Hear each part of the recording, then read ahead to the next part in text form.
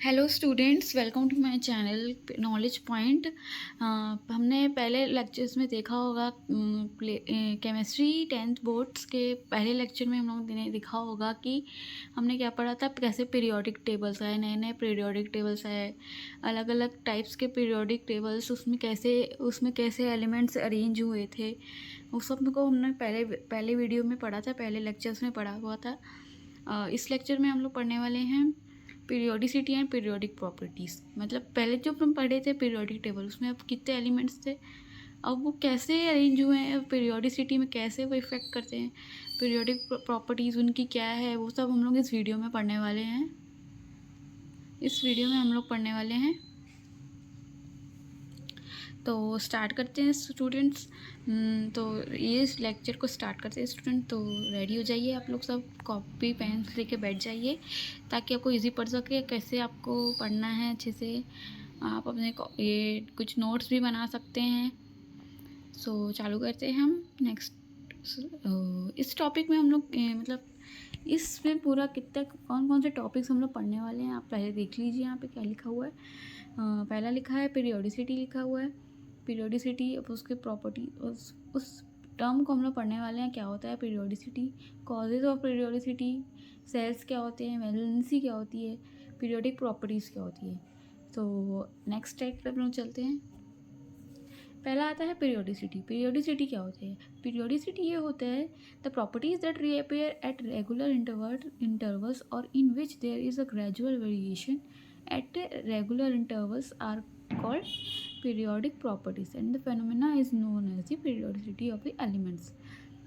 कोई भी जो एलिमेंट होता है हमारे पीरियोडिक टेबल में, आपने देखा होगा कि बहुत सारे एलिमेंट्स पाए जाते हैं। उसमें क्या होता है, कुछ कुछ प्रॉपर्टीज़ पाई जाती है। वो क्या होती है, कुछ प्रॉपर्टीज़ उनकी क्या होती है, जैसे जैसे हम लोग पीरियोडिक टेबल में आगे जाते रहते हैं ना, उनकी जो प्रॉपर्टीज़ जो होती है ना, वो आगे बढ़ते जाती है, डिक्रीज़ होने जाती है। जैसे कि हाइड्रोजन है, पहला एलिमेंट क्या है हमारा, हाइड्रोजन है।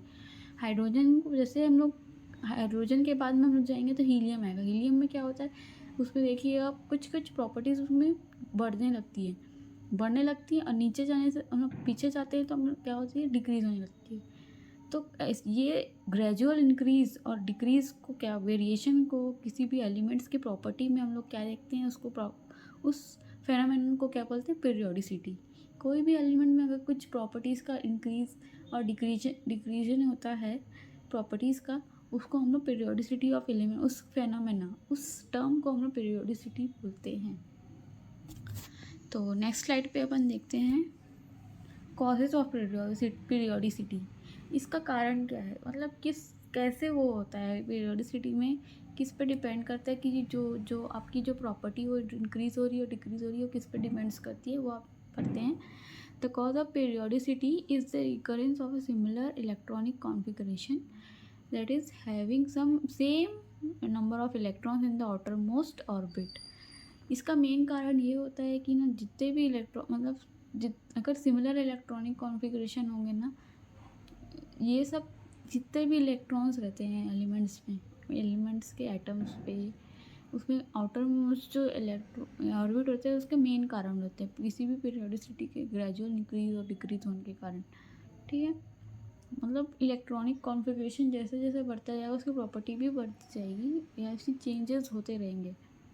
इन a particular group electrons in the outer most orbit remain the same, that is electronic configuration is same. अगर मतलब किसी भी इलेक्ट्रॉन आउटर मोस्ट ऑर्बिट में किसी भी एलिमेंट के सेम होते हैं, रिमेन अगर सेम रहा, आउटर मोस्ट ऑर्बिट में जो इलेक्ट्रॉन्स होंगे वो सेम रहेंगे, तो उसके इलेक्ट्रॉनिक कॉन्फ़िगरेशन भी सेम ही आएगी। Since the chemical properties of elements depend upon the number of electrons in their outermost shell, thus elements of the same group have similar properties। अगर किसी भी एलिमेंट में नंबर ऑफ इलेक्ट्रॉन सेम है, जैसे कि hydrogen हो गया, उसके बाद आता है लिथियम ग्रुप। अपन अगर हम ग्रुप वाइज देखेंगे तो उसमें हाइड्रोजन और लिथियम जो रहेगा वो उसके ऊपर नीचे आते हैं। तो जैसे जैसे ग्रुप से अपन नीचे जाएंगे तो क्या हो जाता है, उसमें देखेंगे आप कि ना, जितने भी इलेक्ट्रॉन्स है आउटर मोस्ट शेल में, उसमें सब एक ही इलेक्ट्रॉन्स होते हैं। जिसके कारण क्या हो, मतलब उसका क्या है, उन सब की प्रॉपर्टी सेम ही होंगी। मतलब वो एक इलेक्ट्रॉन डोनेट करता है तो वो एक इलेक्ट्रॉन ही डोनेट, सब दोनों इलेक्ट्रॉन्स एक ही इलेक्ट्रॉन ही डोनेट करेगा। ओके, ये उसकी क्या हो गई, एक प्रॉपर्टीज है कि वो एक ही इलेक्ट्रॉन डोनेट करता है। उसी को हम क्या बोलते हैं, पीरियोडिसिटी बोलते हैं। सो नेक्स्ट स्लाइड पे हम लोग देखते हैं एग्जाम्पल। जैसे कि एग्जाम्पल यहाँ पे दिया गया है हैलोजन ग्रुप। आपने देखा होगा पीरियोडिक टेबल में जो 17 ग्रुप होता है उसको क्या बोलते हैं हम लोग, हैलोजन ग्रुप्स होते हैं। उसमें क्या क्या ग्रुप, उसमें क्या क्या एलिमेंट्स पाए जाते हैं, वो क्या होते हैं, उसके जो एलिमेंट्स जो रहेगा उसकी इलेक्ट्रॉनिक कॉन्फ़िगरेशन में आप देखिए होगा कि 7 इलेक्ट्रॉन्स होते हैं लास्ट ऑर्बिट्स में, है ना। तो वो सब क्या करते हैं, एक ही प्रॉपर्टी शो करते हैं।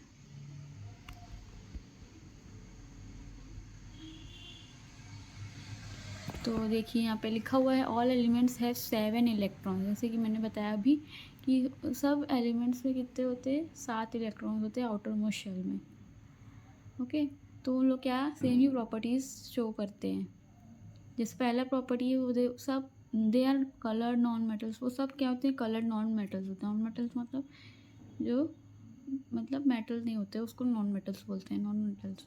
ओके, और they form negative ions carrying a single charge, for example chloride ions, chlorine Cl।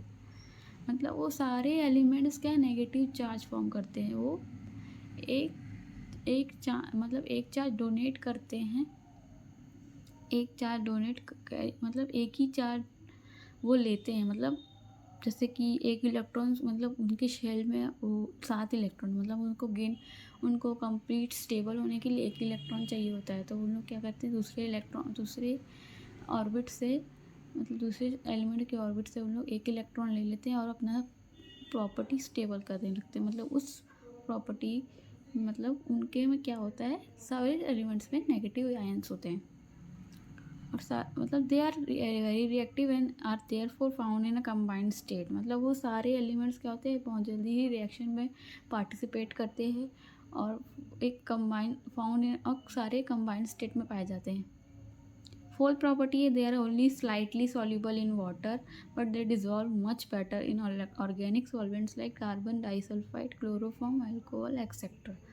मतलब सारे ही पानी में घुल जाते हैं, घुलनशील होते हैं, मतलब बहुत जल्दी ही सॉल्यूबल होने लगते, मतलब घुल जाते हैं पानी में। बट वो कुछ, लेकिन ना मतलब जल्दी, मतलब कुछ पार्ट ही उनका जो सॉल्यूबल हो जाता है, स्लाइटली मतलब कम, सारे हो जाते हैं लेकिन कुछ पार्ट ही उनका सॉल्यूबल होता है। बट क्या होते हैं वो लोग, दे डिज़ोल्व मच बेटर। वो लोग किसी भी ऑर्गेनिक सॉल्वेंट में बहुत जल्दी ही डिज़ोल्व हो जाते हैं। जैसे कि हो गया डाइसल्फाइड हो गया, कार्बन डाइसल्फाइड हो गया, क्लोरोफॉर्म हो गया और अल्कोहल हो गया। ठीक है, नेक्स्ट हम लोग देखते हैं नेक्स्ट प्रॉपर्टी इनकी।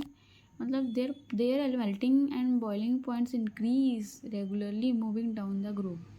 जैसे जैसे मतलब इन सब एलिमेंट में जैसे जैसे हम लोग नीचे जाते रहते हैं तो उनकी प्रॉपर्टीज़ क्या, बॉइलिंग और मेल्टिंग पॉइंट्स क्या होती है, इंक्रीज होने लगती है। जैसे फ्लोरीन हो गया, फ्लोरीन, एक सेकेंड, हाँ मैं आपको लिख के बताती हूँ।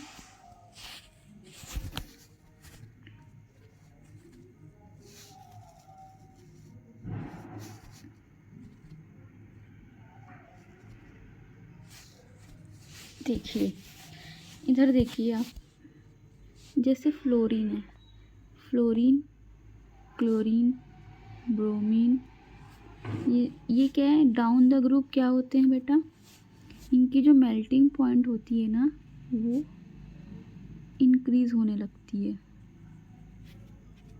और बॉइलिंग पॉइंट भी इनकी इंक्रीज़ होती है। जैसे जैसे हम नीचे जाएंगे ना, डाउन द ग्रुप जाएंगे, तो जैसे फ्लोरीन है, फ्लोरीन का सबसे कम होगा मेल्टिंग पॉइंट, उसके बाद होगा क्लोरीन का होगा सबसे ज़्यादा होगा, फिर उसके बाद क्या होगा, क्या सर ये क्या होते हैं, इंक्रीज़ होने लगते हैं। ठीक है, तो ये बताया गया था उसका, ये प्रॉपर्टी इनकी ये भी है। ठीक है, लास्ट प्रॉपर्टी इनकी क्या है, they are good oxidising agents. मतलब ये जल्दी से किसी भी चीज़ को ऑक्सीडाइज कर देते हैं। मतलब ऑक्सीडाइज मतलब उनको वो प्लस, मतलब they are good oxidising agents. किसी भी चीज़ को जल्दी से ऑक्सीडाइज कर देते हैं, मतलब रिमूवल लेने, वही हो गया। किसी भी चीज़ से एक इलेक्ट्रॉन ले लेते हैं, ऑक्सीडाइजिंग एजेंट वही तो होता है ना, बहुत अच्छे ऑक्सीडाइजिंग एजेंट्स होते हैं ये। नेक्स्ट हम लोग चलते हैं, नेक्स्ट प्रॉपर्टी हम लोग पढ़ेंगे सेल्स एंड वैलेंसीज। सेल्स क्या होती हैं, सेल्स और ऑर्बिट्स क्या होती है, पहले तो वही जान लेते हैं हम लोग। सेल्स और ऑर्बिट क्या होता है, electrons revolve around the nucleus in a certain definite circular paths called orbits. मतलब किसी भी एलिमेंट के एटम, मतलब कोई भी एटम है, उसके जो आजू बाजू जो होते हैं ना इलेक्ट्रॉन्स, जो उसमें रिवॉल्व करते रहते हैं, उस ऑर्बिट को हम लोग क्या, पाथ को क्या, उस पाथ को हम, सर्कुलर पाथ को हम लोग क्या बोलते हैं, ऑर्बिट बोलते हैं। उसमें सारे इलेक्ट्रॉन्स रिवॉल्व करने लगते हैं न्यूक्लियस के अराउंड। न्यूक्लियस में क्या होता है, प्रोटॉन इलेक्ट्रॉन, उसके अराउंड क्या होता है, इलेक्ट्रॉन प्रोटॉन और न्यूट्रॉन होता है, उसके अराउंड क्या होते हैं, इलेक्ट्रॉन्स जो होते हैं वो क्या करने लगते हैं, रिवॉल्व करने लगते हैं। उस पाथ को हम लोग क्या बोलेंगे, ऑर्बिट्स बोलेंगे। ये मैं आपको ये देखिए डायग्राम्स में देखिए, सेंटर में क्या है आपका, न्यूक्लियस। न्यूक्लियस में क्या है, प्रोटॉन और न्यूट्रॉन, और उसके आजू बाजू क्या है, नेगेटिव चार्ज जो दिख रहा है आपको, नेगेटिव चार्ज क्या हो गया, इलेक्ट्रॉन्स। इलेक्ट्रॉन्स इसमें क्या करते हैं, और रिवॉल्व करने लगते हैं। इस पाथ को हम लोग क्या बोलते हैं, इलेक्ट्रॉन शेल्स और ऑर्बिट। ये देखिए यहाँ पे भी वही लिखा हुआ है। ये सारे जो इलेक्ट्रॉन जिस पे रिवॉल्व होने लगते हैं, उस पाथ को हम लोग क्या बोलते हैं, ऑर्बिट बोलते हैं। ठीक है, ये इतना ही था। Number of shells. अब नंबर ऑफ शेल्स के अकॉर्डिंग में क्या होता है, जैसे जैसे हम लोग डाउन द ग्रुप जाते हैं ना पीरियोडिक टेबल में, फ्रॉम टॉप टू बॉटम, तो नंबर ऑफ सेल्स क्या करते हैं, उनकी इंक्रीजेज होती रहती है, मतलब उनकी जो ऑर्बिट है वो बढ़ती जाती है। जैसे हाइड्रोजन हो गया, हाइड्रोजन के बाद आता है लिथियम, लिथियम के बाद, लिथियम का जो ऑर्बिट रहेगा वो, जैसे हाइड्रोजन में एक ऑर्बिट है, फ्रॉम द, ये पहले पढ़ देते हैं, from top to bottom the number of shells increases successively one by one such that the number of cells that an element has equals the number of the period to which that element belong.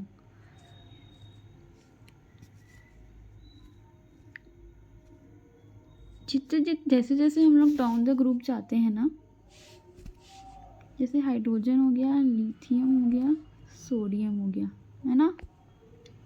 तो sodium में कितने electrons होते हैं, sorry hydrogen में कितने electrons होते हैं, 1 electron. Lithium में कितने होते हैं, 3 इलेक्ट्रॉन, मतलब कि 2 और 1, उस इलेक्ट्रॉनिक कॉन्फ़िगरेशन 2 1 हो गया, मतलब आउटर मोस्ट सेल में उसके कितने होते हैं, 1 होते हैं।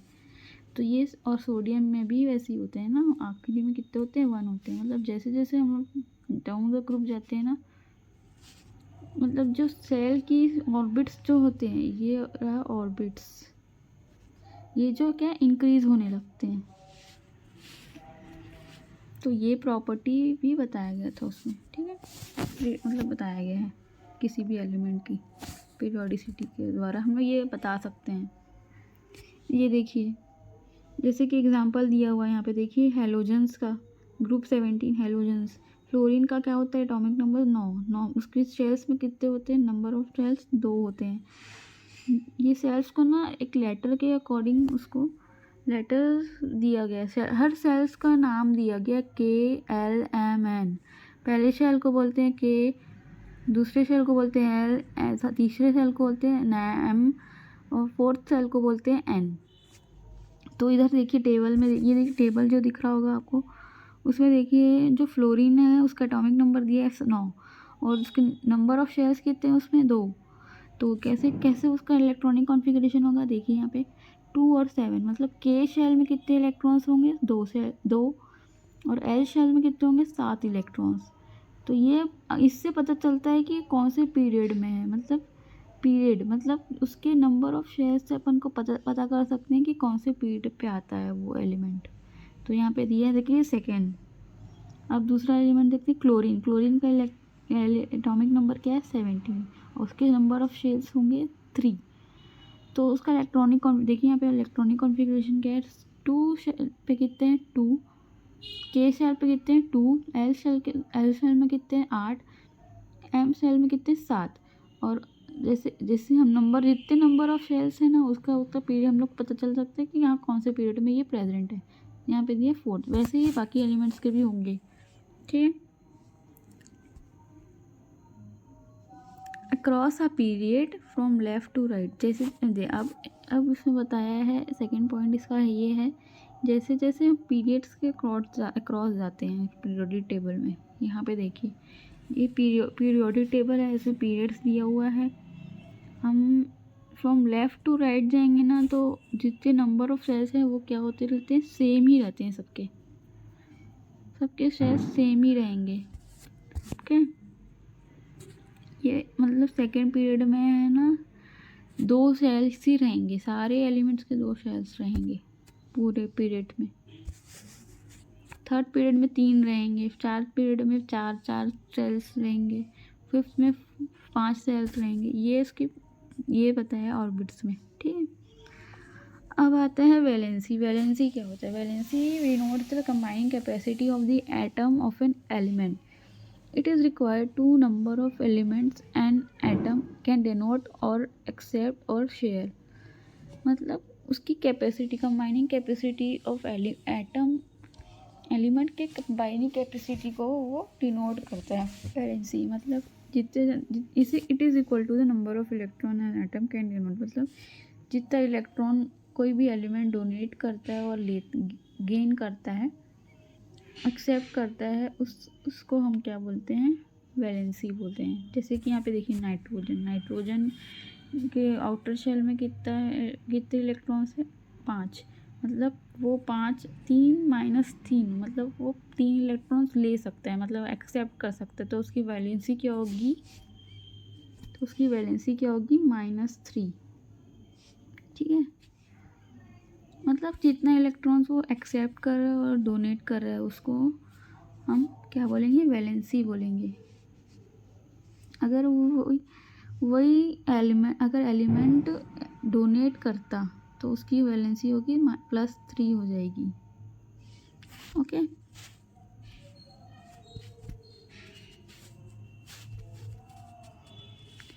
ये देखिए periodic trend of valency. Across the period क्या रहता है? वैलेंसी क्या होती है? इंक्रीज़ होने लगती है, फिर कुछ समय के बाद वो डिक्रीज़ होने लगती है। और इसमें दिखा है, और डाउन द ग्रुप क्या लिखा है? देखिए, सारी वैलेंसी सेम रहती है। डाउन द ग्रुप सारी वैलेंसी सेम रहती है। जैसे hydrogen, lithium, sodium, potassium, rubidium, caesium, francium, तो सारी वैलेंसी क्या रहेंगी? सेम रहेगी। मतलब 1 है तो 1 ही रहेगा सबका वैलेंसी। ठीक है। और क्रॉस द पीरियड बढ़ती जाती है। जैसे हाइड्रोजन है तो हाइड्रोजन के बाद आता है हीलियम यानी कि +1 इंक्रीज़ हो गया उसमें, तो हाइड्रोजन का वैलेंसी 1 है और हीलियम का वैलेंसी 2 है। वैसे ही देखिए, लिथियम के बाद आता है बेरिलियम। लिथियम का अगर वैलेंसी 1 है तो बेरिलियम का बढ़ जाएगा, तो +2 हो जाएगा वो। तो ये रहा वैलेंसी। ओके।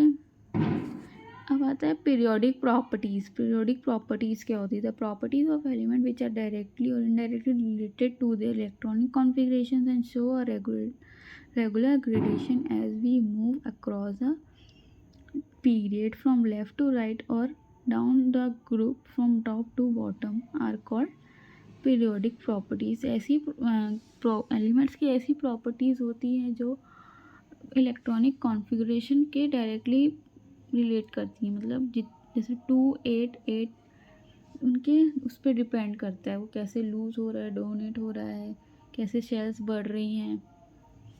और जैसे वो पीरियोडिक टेबल के अकॉर्डिंग भी डिपेंड चेंज होता रहता है। जैसे अक्रॉस द पीरियड उसकी ग्रेडेशन देखिए, मतलब चेंजेस हो रही है लेफ़्ट टू राइट और ग्रुप से टॉप टू बॉटम, उस प्रॉपर्टीज़ को हम क्या बोलते हैं? Periodic properties.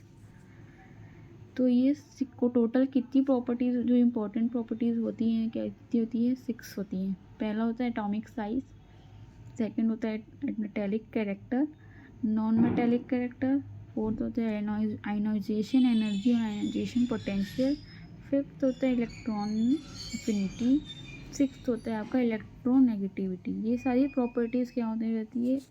इलेक्ट्रॉनिक कॉन्फ़िगरेशन पे रिलेट करती है, मतलब डिपेंड होती है।